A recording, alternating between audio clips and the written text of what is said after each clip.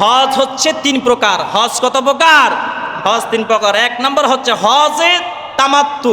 হজে তামাত্তু, এই হজে তামাত্তু কাকে বলা হয়? হজের মৌসুমে প্রথমে উমরার ইহরাম বেঁধে উমরা পালন করে হালাল হওয়া এবং পরবর্তীতে মক্কা থেকে পুনরায় হজের ইহরাম বেঁধে হজ পালন করা, একে বলা হয় হজে তামাত্তু।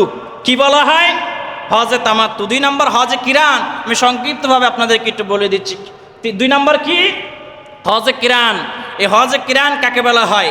একই সাথে উমরাও হজের ইহরাম বেঁধে উমরা শেষে হালাল না হয়ে একই ইহরামে হজ পালন করা, তাকে বলা হয় হজে কিরান।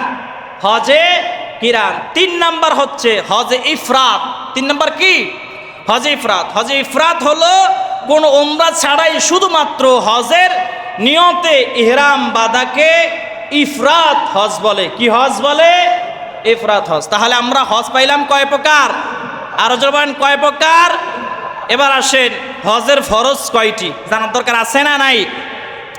যাদের তাওফিক এখনো হয় না, ভবিষ্যতে হতে পারে কি পারে না, আল্লাহ তাওফিক দিলে আমরাও হজে যাব কি যাব না? আমরাও তাওফিক দিলে আমরা উমরায় যাব কি যাব না? তাহলে এখন থেকে আমাদের এগুলো জানার দরকার আছে না নাই? এখন থেকে যদি একটু একটু ধারণা আপনাদের থাকে, তখন আপনাদের হজ পালন করতে আর কষ্ট হবে না। সুবহানাল্লাহ পড়েন। হজের ফরজ হচ্ছে 3টি। কয়টি জোরে বলেন? 3টি। 1 নাম্বার ইহরাম বাঁধা।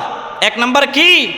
ইহরাম বাঁধা। হজের নিয়তে মেকাত থেকে ইহরাম পরিধান করা, এটা হচ্ছে ফরজ। এটা কি হজের কি? ফরজ। 2 নাম্বার হচ্ছে আরাফার ময়দানে অবস্থান করা। 2 নাম্বার কি জোরে বলেন?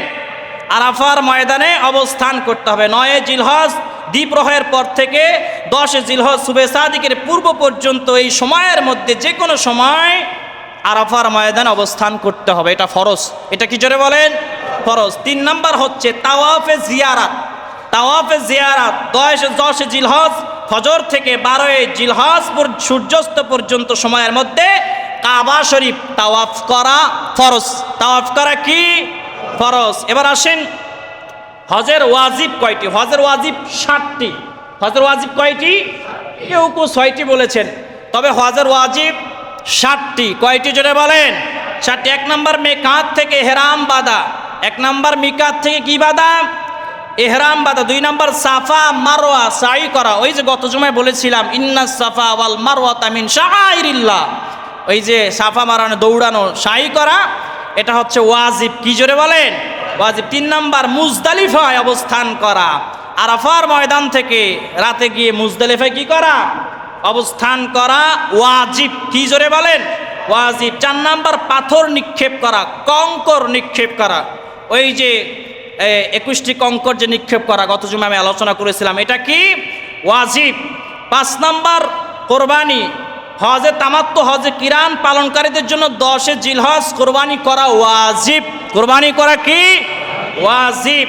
6 নম্বর মাথার চুল কাটা মুন্ডানো ওয়াজিব। এই যে মাথার চুল মুন্ডানো ওয়াজিব, এটা কখন? কোরবানির পর 10 জিলহজ মাথার চুল কাটা বা মুন্ডানো ওয়াজিব। মুন্ডানো কি?